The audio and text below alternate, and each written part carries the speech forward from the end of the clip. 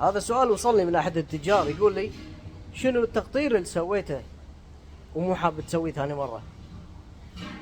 صراحة مو حاب أسوي ثاني مرة، إمكانيات وتكاليف ما تسمح لي أساسا أني أسوي ثاني مرة، اللي هو تقطير الدهن العود البور من الغابة.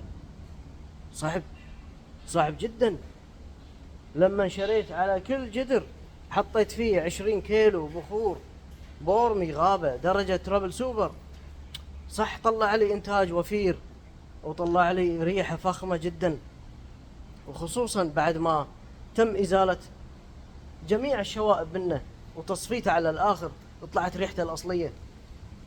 بس صراحة العملية مو سهلة، العملية حيل مكلفة، ما تسمح لي، مستحيل ما تسمح لي ثاني مرة أني أعيد هذه الفكرة. هذه الفكرة صارت مرة واحدة وخلاص تنتهي.